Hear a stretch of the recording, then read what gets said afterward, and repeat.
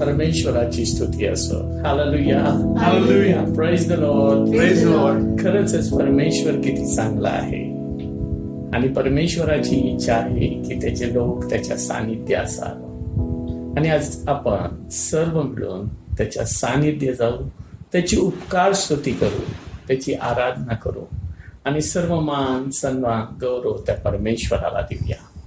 त्यावेळेस आपण आपल्या भक्तीला सुरुवात करूया.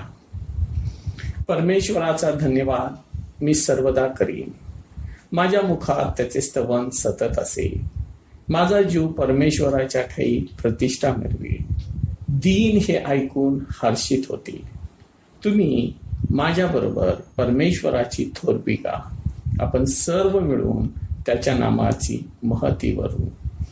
मी परमेश्वराला शरण गेलो आणि त्याने माझा स्वीकार केला. त्याने माझे सर्व भयापासून मला सोडविले. आपण प्रार्थना करू. हे आमच्या परमथोर पवित्र सेनाधीशकर देवबाप्पा, परत एकदा तुझे मनापासून आभार मानतो. तुझी स्तुती स्तवन, तुझं गुणगान, तुझं गौरव, तुझं महिमा करतो. प्रभुदेवा, तू आम्हाला परत एकदा तुझ्या सानिध्यात येण्याची, तुझं गुणगान, तुझं गौरव, तुझं महिमा करण्याची ही ऑनलाईन आणि गौरव बाप्पा येण्याची तू संधी दिलीस, म्हणून आम्ही तुझे मनापासून आभार मानतो. प्रभुदेवा, आज आम्ही तुझ्याजवळ प्रार्थना करतो. प्रत्येक सैतानाची बंधन येशूच्या नावात तुटले जाऊ दे. प्रत्येक सैतानाचे जोखड येशूच्या नावात तुटले जाऊ दे. हे पवित्र आत्म्या, तू ये आणि आपल्या सर्व लोकांचा मनाचा, हृदयाचा तू ताबा घे आणि तू त्यांच्याशी बोल आणि महान आशीर्वादाने तू त्यांना भर, अशी मी तुझ्यावर प्रार्थना करतो. सर्व गौरव तुला देतो, सर्व सन्मान आणि सर्व महिमा तुला दे. येशूच्या नावात ही प्रार्थना केली म्हणतो, ऐकत्या. आमेन. चला आपण देवाच्या प्रियजनांनो, आपण देवाच्या वचनाकडे पाहूया. आणि ह्यावेळेस आम्ही देवाचं वचन वाचूया. रोमकरासपत्र ह्याचा 8वा अध्याय 9 ते 13 वचन. आणि मी विनंती करतो पालकींबाईंना की त्यांनी पुढे यावं आणि हे बायबल वचन वाचावं.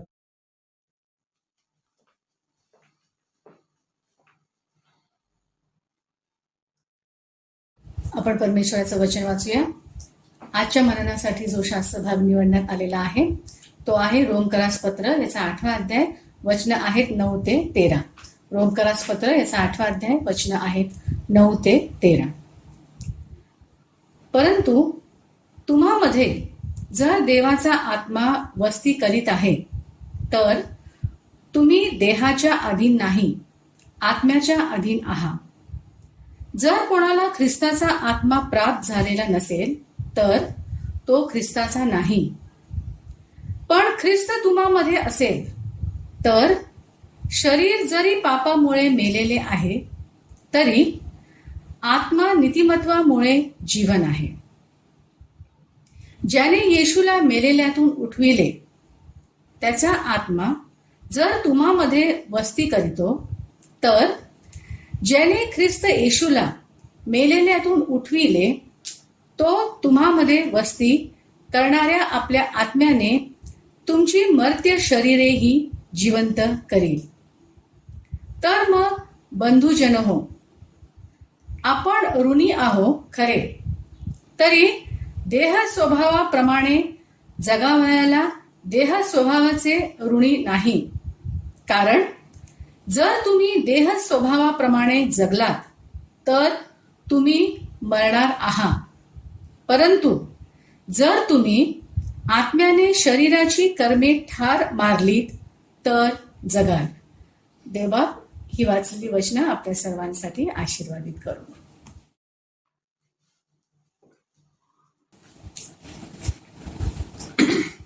परमेश्वराची स्तुती असो.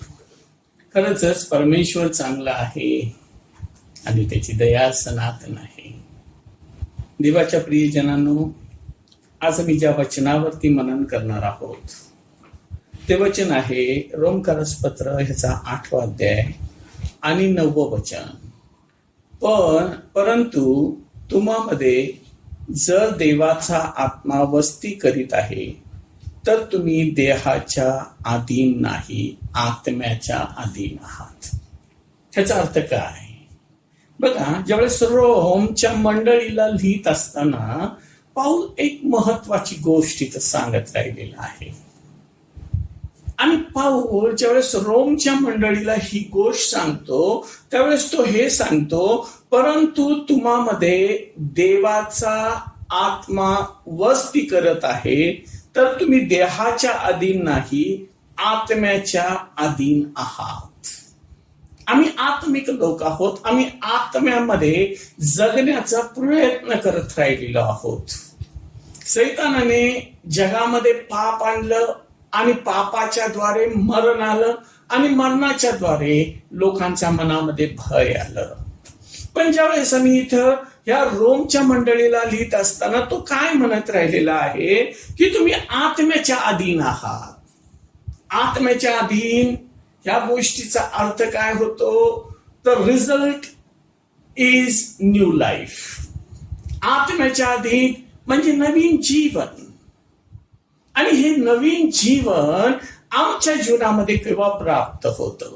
बघा, कधी कधी एक व्यक्ती होता आणि तो व्यक्ती विचार करू लागला की माझं काही चांगलं होत नाहीये आणि माझ्या सगळ्या गोष्टी ज्यावेळेस मी करत राहतो ना त्यावेळेस माझ्या सर्व गोष्टीमध्ये माझ्या फेल्युअर येतं किंवा अपयश येतं. आणि म्हणून तो विचार करायला लागतो. मनुष्य आपल्या मनामध्ये विचार करायला लागतो की माझ्या जीवनामध्ये ह्या अपयश का? माझ्या जीवनामध्ये ह्या सर्व गोष्टीमध्ये मी जिथं कुठं हात घालतो तिथं सर्व अपयश येतं. म्हणून तो विचार करायला लागतो की ठीक आहे, माझं चांगलं होण्यासाठी ना मी माझी जागा बदलेल, मी माझं घर बदलेल, मी लोक बदलेल आणि मी दुसऱ्या ठिकाणी जाईल आणि मी दुसऱ्या ठिकाणी माझी नोकरी शोधल, मी दुसऱ्या ठिकाणी आपलं काम शोधल आणि मी माझं सगळं काही चांगलं होईल असा तो विचार करू लागतो. पण ज्यावेळेस तो एक जागा सोडतो, लोक सोडतो, नोकरी सोडतो आणि दुसरीकडे जातो तरी त्याला अपयशच येतं. त्याचं कारण म्हणजे काय? जे अपयशाचं पहिलं कारण होतं की त्याचे विचार. कारण त्या विचाराच्या द्वारे त्यांनी किती पण जागा बदलल्या, किती पण नोकरी बदलल्या, किती पण जागा बदलल्या, पण जुने विचार जे आहे ना ते जुने विचार असले तर कुठेही यश येऊ शकत नाही. म्हणून ज्यावेळेस मी परमेश्वराच्या वचनाकडे पाहतो ना तर परमेश्वराचं वचन आम्हाला नवीन जीवन जे दिलेलं आहे ना ते नवीन जीवन आम्हाला कोण देऊ शकतो? तर तो फक्त प्रभू येशू ख्रिस्त. त्याच्या विचारांच्या द्वारे त्यांनी जे शिकवलेले जे सर्व गोष्टी आहेत ना त्याच्याच द्वारे फक्त आमचे विचार बदलू शकतात. आम्ही किती जागा बदलल्या तरी देव आम्हाला त्या सर्व जागेमध्ये आशीर्वाद देणार. ज्या सर्व लोकांबरोबर आम्ही राहणार ना, ज्या घरामध्ये आम्ही राहणार ना त्या घरामध्ये देव आम्हाला यश देणार. ज्या कामामध्ये आम्ही हात घालू ना त्या कामामध्ये देव आम्हाला बरकत देईल. कारण तो प्रभू येशू इथं रोमच्या मंडळीला पावलाच्या द्वारे ज्यावेळेस सांगतो ना तो म्हणतो तुम्ही आत्म्याच्या अधीन असावं.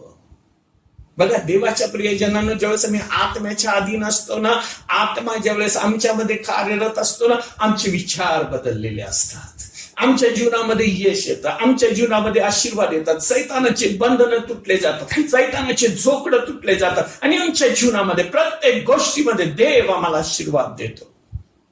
आम्ही ज्यावेळेस आमच्या जीवनामध्ये ज्यावेळेस पवित्र शास्त्र असं सांगितलेलं देव माझ्या जीवनाचा बदल करतो, तो बदल काय असतो?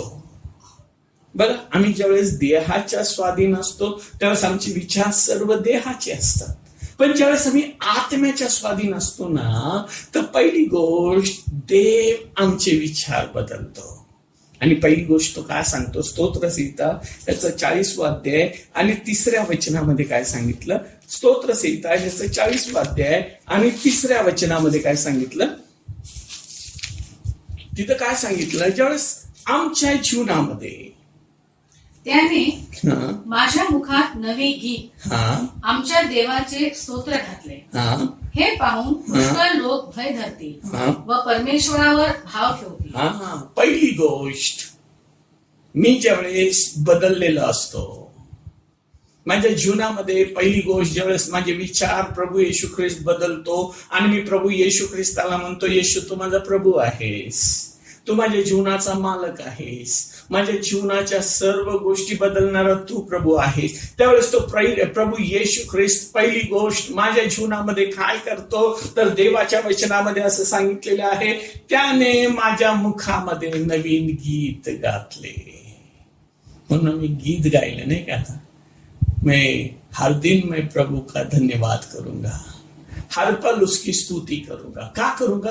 कारण त्यांनी माझं जीवन बदललंय, माझे विचार बदलले, माझ्या विचारांना त्यांनी आशीर्वाद दिलेला आहे. मी ज्यावेळेस त्याच्याबद्दल विचार करायला सुरुवात केली ना, मी प्रभू येशू ख्रिस्ताबद्दल जितके जास्त विचार करायला सुरुवात केली ना, त्या सर्व गोष्टी माझ्या मुखामध्ये त्यांनी एक नवीन गीत गायलं, माझ्या मुखामध्ये एक नवीन गीत टाकलं. देवाच्या प्रियजनांनो, ज्यावेळेस माझे विचार बदलतात ना, ज्यावेळेस मी आपलं जीवन प्रभू येशू ख्रिस्ताला देतो ना, जे माझं जीवन जुनं असतं ना, त्या नवीन जुन्या जीवनामध्ये काय होत असतं, तर माझे विचार माझ्या मुखामध्ये जे निरनिराळे जे जगातले ज्या लोकांच्या जीवनामध्ये जे शब्द असतात ना, ते माझ्या मुखामध्ये असतात. पण ज्यावेळेस मी प्रभू येशू ख्रिस्ताला स्वीकारतो, तो पहिली गोष्ट माझ्या जीवनामध्ये काय करतो, मी परमेश्वराचा धन्यवाद करतो. सुखी हो दुःखी हो, मी परमेश्वराचा धन्यवाद करतो. आणि ज्यावेळेस मी सुखामध्ये असतो, दुःखामध्ये असतो, त्यावेळेस मी परमेश्वराचा धन्यवाद करतो ना. ज्यावेळेस मी दुःखात असतो, मी परमेश्वराची आराधना करतो ना. माझं जीवनातले ते दुःख परमेश्वर बदलायला सुरुवात करतो. आज आम्ही इथं आहोत देवाच्या प्रियजनांनो, आम्ही किती नोकऱ्या बदलल्या, काम बदलले, जागा बदलले, पण आम्ही आशीर्वादित होऊ शकत नाही जोपर्यंत आम्ही प्रभू येशू ख्रिस्ताला आमच्या जीवनामध्ये घेत नाही. म्हणून तो प्रभू येशू ख्रिस्त पहिली गोष्ट काय करतो, माझ्या मुखामध्ये नवीन गीत घालतो.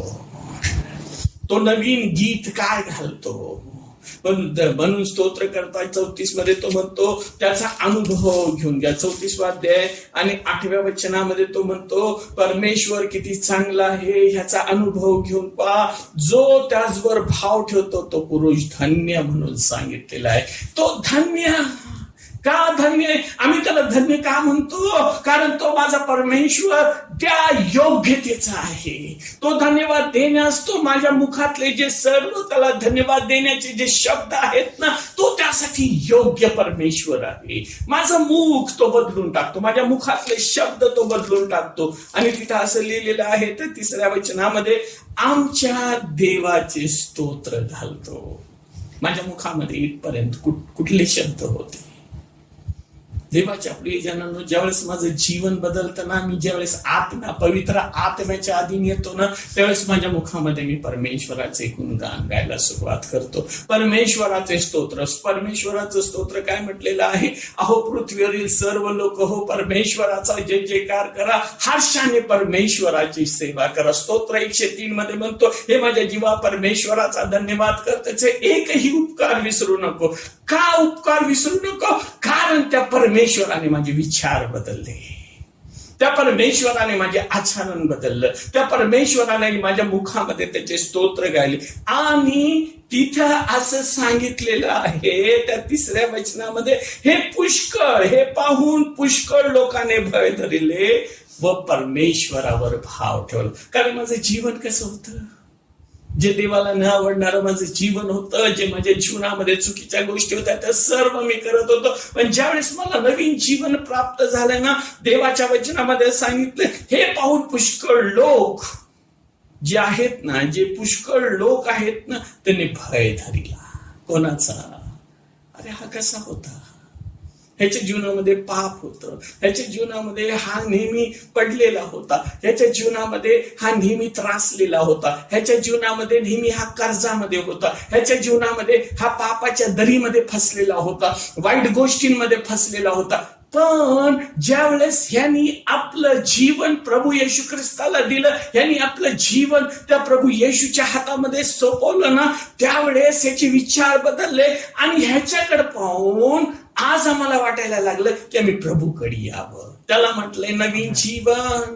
देवाच्या प्रियजनांनो, ज्यावेळेस लोक तुम्हाला पाहतात, तुमच्या जीवनाकडे पाहतात, त्यावेळेस ते प्रभूकडे येतात. आणि त्या वचनामध्ये असं सांगितलं, व परमेश्वरावर त्यांनी भाव ठेवला, त्यांचा विश्वास त्या प्रभूवर आला. म्हणून ज्यावेळेस माझं नवीन जीवन होतं, मला नवीन जीवन प्राप्त होतं, आणि ज्यावेळेस मी पवित्र आत्म्याच्या अधीन असतो ना, मी आत्म्याच्या योगी चालायला सुरुवात करतो.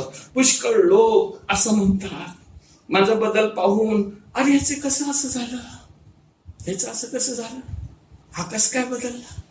हा बदलला फक्त प्रभू येशूच्या द्वारे.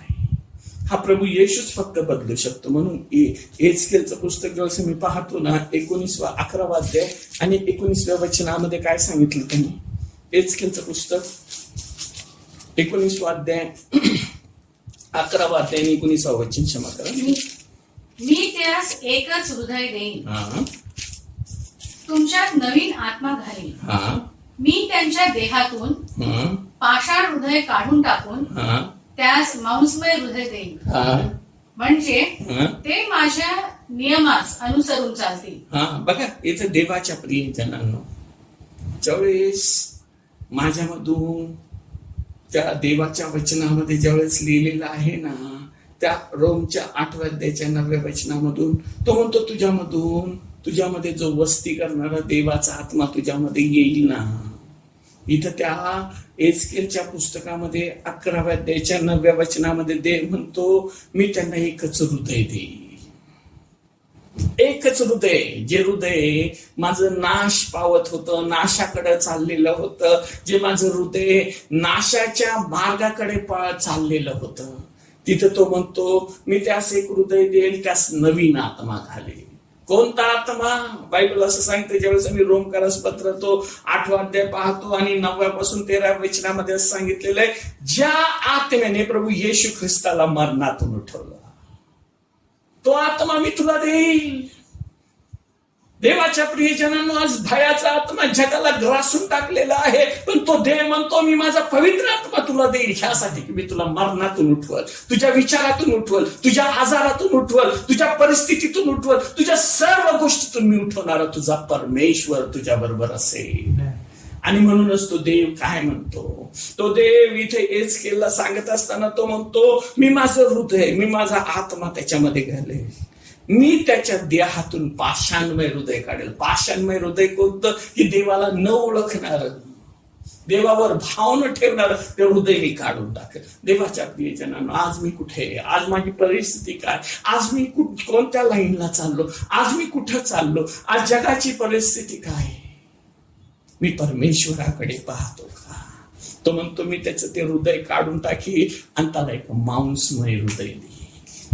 आणि ते हृदय कसं असेल, की जिथं त्या हृदयामध्ये परमेश्वराची वस्ती होईल, जे हृदय त्या परमेश्वराच्या अधीन असेल, ज्या हृदयामध्ये परमेश्वर वस्ती करत असेल. देवाच्या प्रियजनांनो, 20व्या वचनामध्ये काय सांगितलं, म्हणजे ते माझ्या नियमास अनुसरून चालतील, माझे निर्णय पाळून त्याप्रमाणे वागतील, ते माझे लोक होतील व मी त्यांचा देव होईल. बघा, देवाच्या प्रियजनांनो, ज्यावेळेस तो देवाचा आत्मा माझ्याकडे येईल ना, तो देवाचा पवित्र आत्मा माझ्याकडे येईल ना, त्यावेळेस मी किती म्हणत असेल की मी आळशी आहे, मी देवा म्हणून प्रार्थना करू शकत नाही, देवा मी तुझी स्तुती स्तवन करू शकत नाही, देवाची स्तुती स्तवन कशी करायची मला माहिती नाही.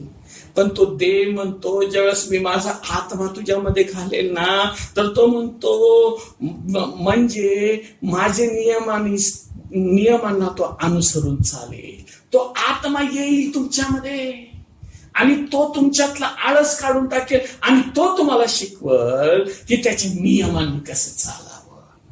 त्याला म्हटले नवीन जीवन, त्याला म्हटले नवीन जीवन. देवाच्या प्रियजनांना तिथं असं म्हटलेलं आहे, ते माझे लोक होतील व मी त्यांचा देव होईल.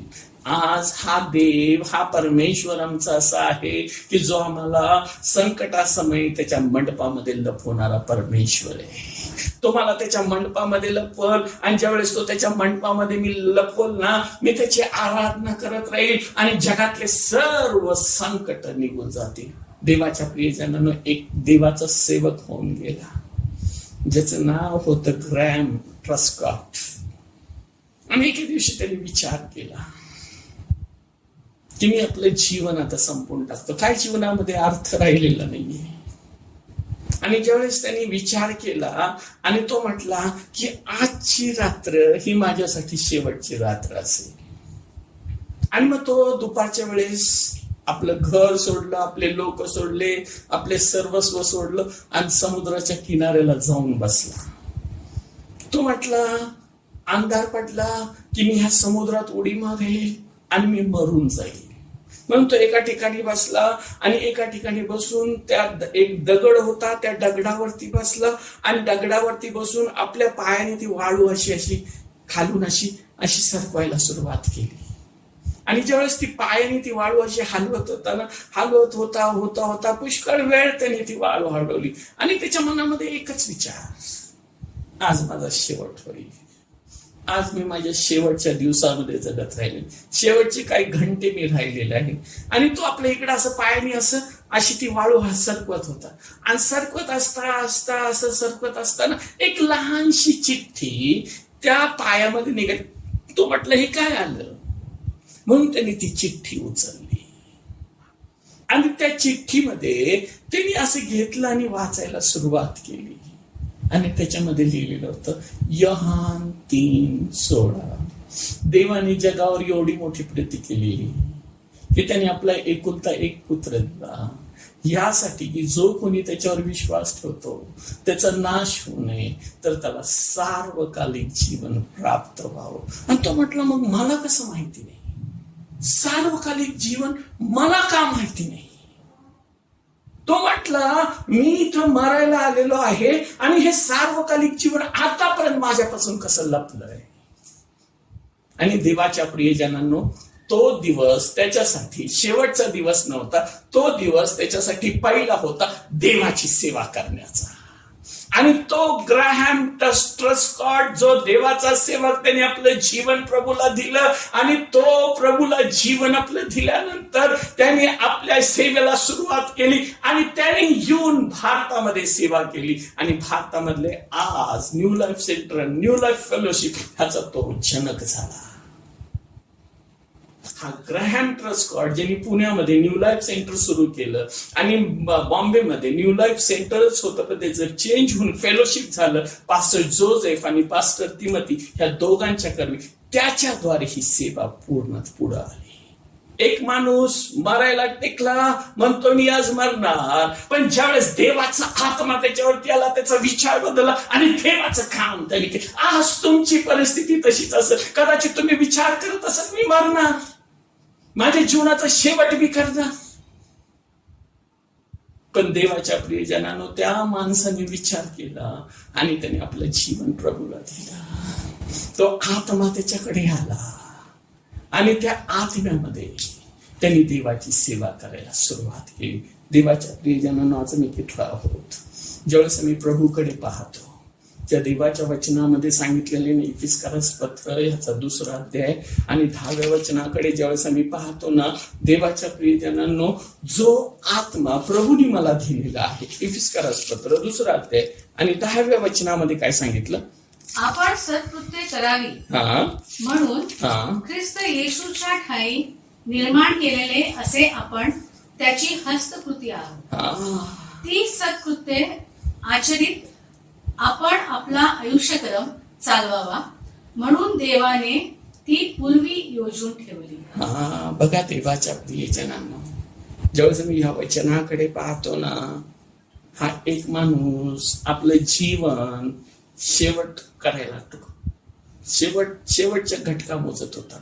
पण ज्यावेळेस त्याला देवाचं वचन कळालं, त्यांनी हे वचन, ह्या वचनामध्ये काय लिहिलेले, आपण सत्कृत्य करावे म्हणून ख्रिस्त येशूच्या ठाई निर्माण केलेले आपण त्याची हस्तकृती आहोत. देवाच्या प्रियजनांनो, मी कोणाची हस्तकृती आहे? पुष्कळ लोक पुष्कळ गोष्ट बनवतात आणि तो म्हणतो दिस इज माय, आपलं स्वतःचं नाव लिहून ठेवतात. पण ह्या ठिकाणी असं लिहिलेले, मी तर प्रभू येशू ख्रिस्ताची हस्तकृती आहे. मला घडवणारा, मला चालवणारा, मला बनवणारा, माझ्या जीवनामध्ये आशीर्वाद देणारा, माझ्या जीवनातल्या गोष्टी सर्व पूर्णतेला नेणारा, माझ्या जीवनातल्या ज्या कमी घटी गोष्टी आहेत त्या सर्व काढणारा तोच प्रभू येशू ख्रिस्त हस्तकृती आहे. त्यांनी मला बनवलंय, तो माझ्यासाठी आला आणि त्याने मला बनवून पुढे घेऊन चाललाय. देवाच्या प्रियजनांनो, तो जो माझा परमेश्वर आहे, जो माझा परमेश्वर आहे, त्याची हस्तकृती मी आहे, त्याची हस्तकृती मी आहे. त्यांनी मला हाताने घडवलंय, मला पात्र बनवलंय त्याच्या हाताचा. आणि मग तो काय म्हणतो माहितीये का? ती सत्कृत्य म्हणजे त्यांनी मला घडवलंय आणि त्या घड्यामध्ये त्याचं आचरण माझ्यामध्ये घातलंय. तिथं असं लिहिलंय, ती सत्कृत्य आचरित आपण आपलं आयुष्यक्रम चालवावं म्हणून देवाने ती पूर्व योजना करून ठेवली. त्यांनी जे मला बनवलंय ना, आणि त्याची प्रीती, त्याची प्रीती जी माझ्या हृदयामध्ये घातली ना, जे त्याचं चांगुलपण माझ्या हृदयामध्ये घातलं ना, ते मी घेऊन पुढे चालावं. कारण मी त्याच्या हाताची कृती आहे. मला त्याच्या हाताने त्यांनी बनवलंय. त्यांनी माझ्या नाकपुड्यात श्वास घातलाय. त्यांनी माझं जीवन बदललंय. मला एक नवीन जीवन दिलंय, ज्या जीवनामध्ये मला आशीर्वाद प्राप्त होतात. देवाच्या प्रियजनांनो, आज मी कुठं आहोत? काय तुम्ही कधी म्हटल्या का परमेश्वराला की तू मला घडवलंय, तुझ्या हाताची कृती मी आहे, तुझी हस्तकृती मी आहे, असं तुम्ही कधी त्या परमेश्वराला म्हटला का? आणि म्हटलं असं नसल तर आज त्या परमेश्वरासमोर या, म्हणा परमेश्वरा, मी तुझी हस्तकृती आहे, तू मला घडव, नवीनरित्या घडव. मी चेपलेलो आहे, मी पडलेलो आहे, जे मला करायचं नाही ते मी करतो, पण तू मला सावर, कारण तू माझी हस्तकृती. अजून एक जर वचन वाचलं, 4 अध्याय इफिस 4:24 मध्ये काय सांगितलं, तो इफिसच्या मंडळीला लिहित असताना पाऊल काय सांगतो? आणि सत्यापासून निर्माण होणारे नीतिमत्व व पवित्रता ह्यांनी युक्त असा देव सदृश्य निर्माण केलेला नवा मनुष्य धारण करावा. बघा, देवाच्या प्रियजनांनो, ज्यावेळेस मी ह्या परमेश्वराच्या वचनाकडे पाहतो ना, तो रोमच्या मंडळीला तो लिहित असताना तो काय म्हटलेलं, ज्या देवाने तुमच्यामध्ये तो आत्मा घातलेला आहे, तो सदृश आत्मा तुम्ही, तो सदृश मनुष्य तुम्ही धारण करा. इथं असं लिहिले, ज्या आणि सत्यापासून निर्माण होणारा नीतिमत्व व पवित्र यांनी युक्त असा देवाशी सदृश निर्माण केलेला नवीन मनुष्य तुम्ही धारण करा. तो नवीन मनुष्य कोण? जे परमेश्वराने मला बनवलेला आहे आणि ज्या आत्म्याने, ज्या प्रभू येशू ख्रिस्ताने माझ्यासाठी विजय मिळवून ठेवलेला आहे ना, तो प्रभू येशू ख्रिस्त मी धारण करावा.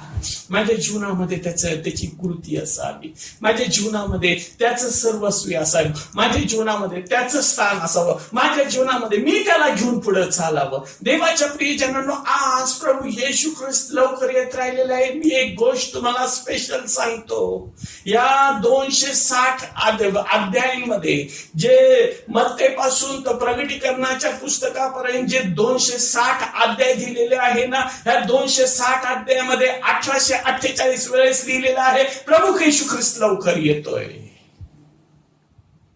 आणि आज ती वेळ झालेली आहे प्रभू ख्रिस्त येण्याची. प्रभू येशू ख्रिस्त येत असताना मी त्या नवीन माणूस जो सदृश जो आहे ना, जो निर्माण केलेला आहे, तो मी धारण केला का? मी ज्यावेळेस तो नवीन मनुष्य धारण करेन ना, त्यावेळेस सैतानाला मी सनी म्हणून किंवा मी कोण आहे हे दिसणार नाही, तर मी प्रभू येशू ख्रिस्ताचं रूप, प्रभू येशू ख्रिस्ताचं रक्त तुम्हाला पाहिजे आणि मला ओलांडून जाईल, मला माझ्या बाजूने जाईल, कारण प्रभू येशू ख्रिस्त माझ्यामध्ये जगतो. देवाचा आत्मा माझ्यामध्ये वस्ती करतो आणि मी ज्यावेळेस चालेल त्यावेळेस तो देव माझा मार्ग बदलेल, माझ्या आशीर्वादाचे ज्या ओतमी आहे ना तो ते करेल. का? कारण मी एक नवीन जीवन प्राप्त झालेलं आहे. आणि ते नवीन जीवन कुठं प्राप्त होऊ शकतं तर फक्त त्या आत्म्याच्या द्वारे, त्या येशूच्या रक्ताच्या द्वारे, माझ्या कबूल करण्याच्या द्वारे. आणि मी ज्यावेळेस ते जीवन घेतो आणि चालायला लागतो त्यावेळेस परमेश्वर मला आशीर्वाद देईल. कलसीकरास पत्र 3 अध्याय आणि 10व्या वचनामध्ये काय सांगितलं? एक वचन ज्यावेळेस मी पाहतो ना, कलसीकरास पत्र 3 अध्याय आणि 10व्या वचनामध्ये काय सांगितलंय? आणि जो नवा मनुष्य आपल्या निर्माणकर्त्याच्या प्रतिरूपाप्रमाणे पूर्ण ज्ञानात नवा केला जात आहे, त्याला तुम्ही धारण केले आहे. बघ, नवीन तुम्हाला केलंय. प्रभू येशू ख्रिस्तांनी इथं काय सांगितलं? आणि जो नवा मनुष्य आपल्या निर्माणकर्त्याच्या प्रतिरूपाप्रमाणे पूर्ण ज्ञानाने नवीन केलेला आहे. आपल्या निर्माणकर्त्याच्या प्रतिरूपाचा पूर्ण ज्ञानाने केलेला आहे. तो पूर्ण ज्ञान आणि त्या निर्माणकर्त्याचं प्रतिरूप कोण आहे? तर मी आहे. देवाच्या प्रियजनांनो, तुम्ही आहात आणि तुम्ही त्याला धारण केलंय का? तिथं असं दिलेलं, तुम्ही त्याला धारण करा. धारण केलंय का? मी त्याला घाललो का? मी त्याला घेऊन चाललो का? का माझ्यामधून प्रभू येशू ख्रिस्त दिसतो का? का माझ्या जीवनातून प्रभू येशू ख्रिस्ताची गोष्ट लोकांपर्यंत पोहोचते का? देवाच्या प्रियजनांनो, ज्यावेळेस आम्ही परमेश्वराच्या वचनाकडे पाहतो ना, आम्ही नवीन होऊ तर कशी होऊ? देवाच्या प्रियजनांनो, आम्ही नवीन होऊ. ज्या प्रभूने जो मला आत्मा दिलेला आहे ना, ज्यावेळेस मी नवीन होईल तर तो कसा होईल? परमेश्वराच्या वचनामध्ये असं सांगितलेलं आहे. यशायाचं पुस्तक 11 अध्याय आणि 2 वचनामध्ये काय सांगितलं बघा? मी प्रभू येशू हा नवीन मनुष्य जो मी धारण करणार आहे ना, जो प्रभू येशू ख्रिस्तासारखा आहे ना, तो कसा असेल? तर यशाया 11:2 मध्ये काय सांगितलं? परमेश्वराचा आत्मा, सुज्ञानाचा व समंजसपणाचा आत्मा, सुसंकल्पाचा व सामर्थ्याचा आत्मा, परमेश्वराच्या ज्ञानाचा व भयाचा आत्मा त्याचवर राहील. पहिली गोष्ट, it will going to be a divine. Divine का असेल? कारण परमेश्वराचा आत्मा, सुज्ञानाचा व सुसंकल्पनाचा आत्मा, समंजसपणाचा आत्मा व सामर्थ्याचा आत्मा, परमेश्वराच्या ज्ञानाने व भयाच्या आत्मा त्याच्यावर राहील. फर्स्ट, पहिली गोष्ट, प्रभू येशू ख्रिस्त ज्यावेळेस मी नवीन होतो ना, तर येशू कसा आहे ना तसा मी नवीन माणूस धारण करतो. तर पहिली गोष्ट डिवाइन. दुसरी गोष्ट काय सांगितलं? 3रं वचन काय सांगितलं? परमेश्वराचे भय त्याला सुगंधमय होईल. परमेश्वराचं भय. देवाच्या प्रियजनांनो, आज ही सगळ्यात महत्वाची गोष्ट. ज्यावेळेस प्रभू येशू ख्रिस्त या जगामध्ये होताना त्यांनी एक गोष्ट सांगितली. ज्यावेळेस तो याकोबाच्या विहिरीवरती बसला ना, त्यांनी एकच गोष्ट म्हटला. ज्यावेळेस त्याचे शिष्य आले आणि त्याला म्हटले, प्रभू तुम्हाला भूक लागली, तुम्ही हे खा. तो म्हटला, माझ्या पित्याची इच्छा माझ्या जीवनातून पूर्ण व्हावी, हीच फक्त मला भूक लागलेली आहे. ती इच्छा माझ्या जीवनातून पूर्ण होती का? जी परमेश्वराची इच्छा आहे ना, ती माझ्या जीवनातून पूर्ण व्हावं, हीच माझी इच्छा आहे. मग माझी इच्छा इथं तो काय म्हणतो? परमेश्वराचं भय त्याला सुगंधमय आहे. परमेश्वराचं भय मला सुगंधमय आहे का? आणि पुढे काय लिहिलं? तो डोळ्यांनी पाहिल तेवढ्यावरूनच न्याय करणार नाही, कानांनी ऐकेल तेवढ्यावरूनच तो निर्णय करणार नाही. कारण तो वाईज आहे. दुसरी गोष्ट, माझ्या जीवनामध्ये ज्या हाताने परमेश्वरानं मला बनवलं ना, पहिली गोष्ट तुम्हाला डिवाइन गोष्टी दाखवेल. तिसरी गोष्ट, तो वाईज बनवल. इथं असं सांगितलेलं आहे, त्याच्या वचनामध्ये असं सांगितलं, डोळ्याने पाहिलेल्या तेवढ्या गोष्टीवरती तो न्याय करणार नाही. प्रभू येशू ख्रिस्ताने डोळ्याने पाहिलेल्या गोष्टीवर न्याय करणार नाही, तर त्याच्याकडे येणारे लोक कसे आहेत तो ते पाहतो. आणि तिसरी गोष्ट काय सांगितलं 4थ्या वचनामध्ये, तर तो दुबळ्यांचा न्याय यथार्थतेने करील. तो जस्ट असेल. जस्ट, पहिली गोष्ट डिवाइन, दुसरी गोष्ट वाईस, तिसरी गोष्ट जस्ट, आणि पाचवी गोष्ट काय सांगितलं 5व्या वचनामध्ये, धार्मिकता त्याचे वेष्टन व सत्यता त्याचा कमरबंद होईल. फेथफुलनेस, या 5व्या गोष्टीमध्ये धार्मिकता त्याची वेष्टन व सत्यता त्याची कमरबंद असेल. देवाच्या प्रियजनांनो, एक गोष्ट आणखी एक तो सांगितलेली आहे. 40वा अध्याय यशाया 40:11 मध्ये काय सांगितलं, टेंडर. 40वा अध्याय आणि 11व्या वचनामध्ये काय सांगितलं, मेंढपाळ. मेंढपाळाप्रमाणे तो आपल्या कळपास सारी, कोकरे आपल्या कवेत घेऊन उराशी धरून वाही, आणि पोरे पाजणाऱ्यास सांभाळून नेईल. मेंढपाळाप्रमाणे तो आपले कळप चालेल आनंदाने. देवाच्या प्रियजनांनो, आणि ते देवाच्या वचनामध्ये असं सांगितलं 42:3 मध्ये तो सांगितलेले, चेपलेला बोरू तो मोडणार नाही. काय लिहिलं तिथं 42? चेपलेला बोरू तो मोडणार नाही, मिणमिणती वाद तो विझविणार नाही, तो सत्याने न्यायाची प्रवृत्ती करेल. देवाच्या प्रियजनांनो, काय तुम्ही म्हणताय का, माझ्या जीवनामध्ये मी आता सगळ्या बाजूनी चेपलेलो आहे आणि आता मला मार्ग नाहीये. काय तुम्ही असं म्हणताय का, माझी आता वात मिनमिनती झालेली आहे. तो म्हणतो मी ती बुजवणार नाही. तो परमेश्वर आमचा जो आहे ना, तो आमचा परमेश्वर एवढा महान आहे. बायबल असं सांगतं, त्याच्याबद्दल 10 गोष्टी सांगितल्या. तिसरी मत्ती कृष्णबोधमान 9वा अध्याय 36व्या वचनामध्ये सांगितलं, इज कम्पॅशनेट. तो कम्पॅशनने भरलेला आहे. लूक ऋषिबोधमान 23वा अध्याय 34व्या वचनामध्ये तो सांगितलेला आहे, ही इज फॉरगिव्ह. काय म्हणतात ना, तो फॉरगिव्ह करणारा परमेश्वर आहे. तो आमची क्षमा करणारा परमेश्वर आहे. एफिसकरास पत्र 5वा अध्याय 2ऱ्या वचनामध्ये तो सांगितलं, ही इज लव्हिंग गॉड. त्या 5व्या अध्यायामध्ये जेव्हा मी पाहायला सुरुवात करतो ना, तर ह्या 5व्या अध्यायाच्या दुसऱ्या, इफिसच्या 5व्या अध्यायाच्या 2ऱ्या वचनामध्ये तो प्रभू येशू ख्रिस्त किती लव्हिंग आहे हे तो आम्हाला सांगायला सुरुवात करतो. देवाच्या प्रियजनांनो, मग मी आज कुठे आहे? मी त्याची हस्तकृती आहे का?